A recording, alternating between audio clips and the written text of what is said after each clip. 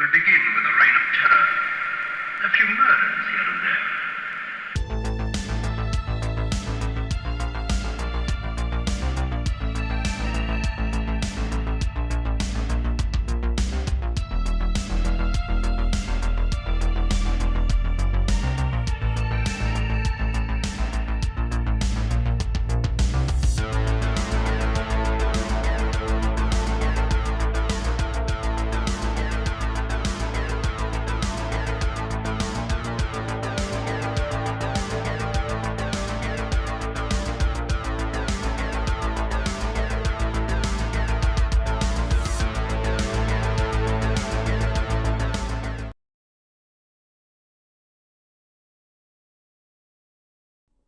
Hello, children of the night. Welcome back to another Blood and Guts HHN Halloween Horror Nights Ranking Edition. With me, as always, Mad Matt.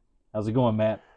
Evil Adam, I'm excited as I always am because it's my favorite time of year, and this is honestly one of my favorite videos of the year is when we actually do our own personal rankings. Like, we've done the reviews, Yep. but now this is our own personal rankings. Take it like, did I enjoy it? How much did I enjoy it? And which house was my favorite one? So that's right. Like I said, I'm excited to see where this is going. How about yourself? Yep, I'm excited as well. And friends and fiends, if you have noticed on our channel, we've released our 2 videos kind of in a more in-depth review on each house, what we thought worked and what we thought didn't. So we're not really going to delve into that too much at this. This is just going to be our 1 through 10, or excuse me, our 10 through 1 ranking, and we're going to kind of hit on where it fell on the hype and where it fell now. So without further ado, I'm going to go ahead and start it off, if that's okay. Yeah, go ahead. So let me go ahead. My number 10 on hype was Ghostbusters. Mm-hmm. And as of this recording, my number 10 on hype, or no, excuse me, my number 10 solid is Quiet Place. Mm-hmm. And, you know, if you've seen our other video, you know the reason is it just kind of felt to me like, was it really needed at the event? I mean, I guess it was to bring the people in, but was it really, truly needed? I don't really think it was. So that's kind of where Quiet Place has fallen for me at number 10. My number 10 on the hype list for me was Quiet Place. And then coming in at number 10, Quiet Place. Quiet Place. So mine did not change at all. It's kind of like what you said. I'm not a huge fan of the franchise. I think it's fine for what it is. The house itself, it wasn't necessarily a bad house. It's just that wasn't bad. I'm not a big fan of the franchise, so it didn't really wow me. I was neutral on it even when we came out of it. So yeah, exactly. Like, I thought it had some fun in it, like puppets and animatronics and things of that nature, but overall just didn't really move the needle for me. So it stayed right there at number 10. Yep. And stick with me. I'm gonna go ahead and move. I'm gonna do number 9 because you're gonna love this. My number 9 was Museum Deadly Unrest on my hype list, and on my actual list, Museum Deadly Unrest. So far, right there it is. So far, no changes, and it's kind of like we talked about in the review. This house was just, it had a good premise, but its execution was just off. I felt like they could have done things a lot better. About the only thing I can say positive that just really wowed me in there was that one scare whenever you first walk into the one room and there's like a puddle of a monster and then it raises up out of the table and takes shape. I thought that was well done, but the rest of the house left me wanting more. I agree with you there. My number 9 on my hype was Quiet Place. And my number 9 in reality is Museum. Just like you said, I felt like this location, especially with it being where Darkest Deal was, Puppet Theater, Captive Audience, you had a big shoes to fill. Right. And it just didn't do it for me. So that's why it falls down to number 9. I'm going to jump to number 8. In reality, my number 8 is Triplets of Terror, and my number 8 on hype was Insidious, and everybody knows how awesome that was. But yeah, Triplets just it felt to me a lot of reused Eddie props, Eddie trailer, reused the ending from Sewers from Monsters Unmasked, right? You know, and it just throw a little birthday party in there, a little 1-2, and paper plate mask, and it just felt kind of generic. I was excited. I was really excited about it because I thought they're going to do their own slasher, and it just fell a little short for me. So that's why Triplets is number 8 there. Well, for me, my number 8 on the hype list was Ghostbusters Frozen Empire. And for me, coming at number 8, this might be our first hot take of the evening, was Major Suites. Mm-hmm. And this is one, as we'll get into my list later, I had this one really high up on my hype list. And for me, it fell victim. It done a lot of things right. It's one of those things where I was just really disappointed because I had it so high on my hype list, but it just fell victim to that location where they had that house in there. Just didn't live up to it. Just didn't live up to it. It just didn't have, for me, it didn't have enough space to really do what they were trying, for the story they were trying to tell. I would just love to see that one maybe in one of the pop-up tents where they have more room, or a sound stage where they have more room to really play with it. Fair enough. Yeah. Go ahead and kick it still over to you. Okay. Number 7 then for me on my hype list was Insidious. And then coming in at number 7 for me, so not far off from you, Triplets of Terror. Pretty much for the same reasons you said. Like I really felt like that they could have done more with this one, wrapped up the blood and gore, had a better story to tell. Coming in, like you and I, we knew what story there was because we've done our research on it. But now, like we mentioned in our previous video, there are people in front of us going, "What's going on here? Exactly. What's happening?" Because they didn't really tell that story. So kicking it over to you then, Adam, what do you have for your number 7? Number 7 for me on the hype, right there where it was, Monster Bloodlines. And number 7 in reality was Universal Monster Bloodlines. Mm-hmm. And I feel like this was a little bit of a lot like a new Wes Anderson film. Mm-hmm. They just they tried too much. They tried to have too many characters, too many plot twists, too many storylines interwoven. Right. Now the house was beautiful. I loved it. I loved it on the tour. When we saw it on the tour, it was awesome. But I feel like it fell short because a lot of those house was depending on if you got the major scares. And as you know, we had some runs where they were empty. Right. And we had some runs where they were not. But for the layman fan who comes one night out of the year, let's say you went through that and they weren't there. Mm-hmm. You just missed the whole house. Right. So that's kind of why it fell a little short for me. It stakes at number 7, Monsters Bloodline. Okay. We'll keep it at you then. What you got for number 6? Number 6, this was hard. From here on, the list got very hard to make and took quite a while. But number 6 on hype was Goblins because I was unsure about it. But number 6 in reality is Monsteros, the Monsters of Latin America. And, I really like this house a lot. I love the lore and I love the monsters. I know it was a hand-me-down from Hollywood, but and I felt like when we had Chupacabra, the Mexico set was much more elaborate. It was much more detailed. This one kind of felt like a narrow alleyway compared to the set that we got when we got Chupacabra. Right. So that set is really the only thing holding it back from becoming higher on my list is that. How small. I wish the sets would have been a little bit bigger, like a real village. Kind of like my Major Suites complaint. Felt like it could have been a little bigger. Exactly. No, that's definitely fair. So kicking it over to me then, for my number 6 on the hype list, I had Triplets of Terror. And then coming in at number 6, I had Monsters Bloodlines, like that you were talking about. And pretty much for me, like I said, it's a beautiful house. I love when you first enter it and you see the snow and all that good stuff. But where it falls short for me is I feel like they're telling too much, like you're talking about, and if you don't hit it right, you're not going to know what's going on. Yep. But what I did see, the stories that they were telling you to actually get their actual story going, I would rather seen that as a house to begin with before we got to this house. It's kind of like what I talked about in the review one. I feel like we're skipping a great house where you got Dracula, Van Helsing fighting, all that good stuff. Like they're showing me stuff that I want to see, and so I just felt like they did us a disservice by just completely glossing over that and then getting to this house. I think it would have played better had we had that house this year and then get this house this year and had it be a good continuation. Yeah, that makes sense. So moving on then, for number 5 on my hype list, I had Goblin's Feast. And then for me, this is another hot take because I know this one won House of the Year, but my number 5 coming in is Insidious. And honestly, there's not much to nitpick about this house. I thought it was a very, very well done house. And for me, it is the scariest house of the year. Yep. It just really boils down that I'm not a huge Insidious fan of the franchise. Like I can respect what they do for those movies, but it's not one that I'm going to run to my DVD shelf and grab off the shelf and pop in. Sure. Now, granted, I haven't watched them in since the first couple come out. So maybe if I did give them a rewatch, I might feel a little different, but I haven't yet.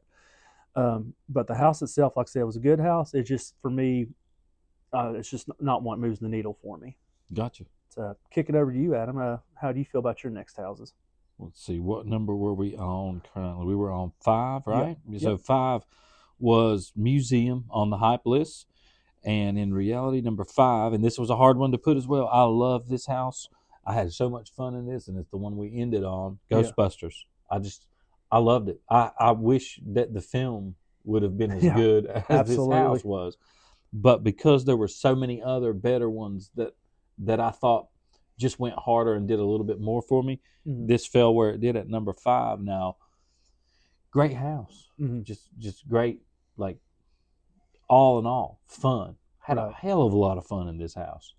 But it just, like I said, I had more fun in the others. So that's why it falls to number 5.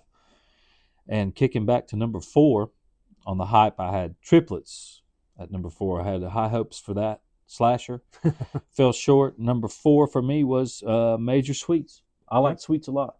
I could kind of, like, I realized what you said about you wish it would have been a bigger factory setting. I can kind of overlook it a little better, I feel like. And just, I know we had a hell of a good time on the tour in this house, cutting up and carrying on. No, I agree with you on that. That was a good tour house. And that just bled into the night. When we went to do it, during that first evening that we were there in the night, and you had the factory facade in the back with the "Don't forget to eat all the candy," before the children eat all the candy. I just was like, it's really fun and whimsical. It's got that 1950s feel, which I love, and that's why it kind of pushed it up a little bit for me. No, absolutely. Like I said, totally understandable on that. So for me, number 4 on my hot list was Monsters Bloodline. So we see that fell down. And then coming in number 4, Ghostbusters Frozen Empire. And pretty much for all the things that you said, I thought this was a well done house. It was a fun house. It was like a decorated amazingly, like the cold room when you walk in, everybody's frozen. I thought that was very well done. Seeing the firehouse in all its glory was just something that gave me chills. And it boils down to why it's 4. It goes to show how the next 3 houses on my list just were very good. But this is a list for me where once I get up from 5 to 1, I can see how anybody can interchange these. Yeah, because they're such good houses. And it was a sleeper. I mean, it was a sleeper house that, I mean, look here, I had it at number 10 on hype, and you had it at number 8 on hype. And it just goes to show that any house can surprise you at the event, and you might have it all the way at 10 or 8 or 9, and it jumps up to 3 or 4 just because you're like, damn, I had a great time in there. Yeah. How awesome was that? And now you're 100% correct, because for us the year before at HHN 32 is Exorcist Believer. We had that one dead last. We had it dead last. And it moved up because it was a good house. That was a great house. Oh, yeah. So continuing on then, number 3 on my hype list, as you can see why I had it down at number 8, was Major Suites. So I really had high hopes for that one. So that one did drop down for me. What ended up being my number 3, and it was so hard to put this at number 3 because it was everything I wanted it to be, was Slaughter Cinema 2. And like, I just absolutely love this house. Don't really have much to nitpick about it. It's just obviously the other 2 houses on my list I just enjoyed a little bit more personally.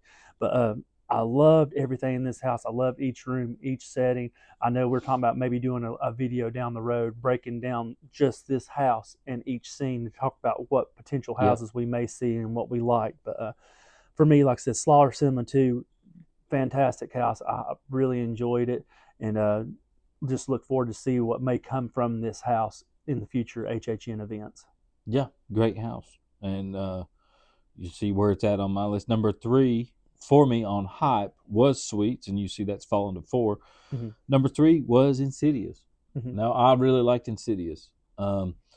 It was definitely darker in tone than, say, Suites or some of the other more whimsical houses. But, man, when it hit, and it did hit every time, even on the tour, I will say that going through this house, when you're in that room with all the mannequins, and when you're in there, you still feel like somebody's going to jump out at you, even though you know you're on the tour. So this house really did it for me, and the way the actors just carried it. I mean, they hit hard. They did a great job. They hit very hard, and that's why it falls at number 3. And jumping up to number 2, I had on the hype, Monstros, Monsters of Latin America. Number 2 in reality turned out to be Slaughter Cinema 2. Okay. Because I really loved it. I had a good time every time we did this, seeing the trailers on the big screen, seeing the old cars, interacting with some cool people in the line every time was awesome. The only nitpick I will have about it is make those rooms with the posters just a little bit shorter and make the actual room with the scares a little bit bigger and a little bit longer. Besides that, it was great. And I had a hell of a good time in here. You and me both, man. Like you said, we feel exactly the same way. We just have our list just a little bit interchanged. So for me, number 2, I had Monsters of Latin America. And then coming in at number 2 for me was Goblin's Feast. Okay. And Goblin's Feast was one I had on my hype list as number 5. And the moment we went into this, like everything just hit right. Like coming into it, they did the backstory where it kind of sounded like it was going to be silly, but yeah, it did a little bit. Yeah, but the makeup in it, the mask, the carnage, the backlighting, the projection screens, like everything was like hitting on all cylinders for us when we went in there. That big puppet they had of the Goblin King in there.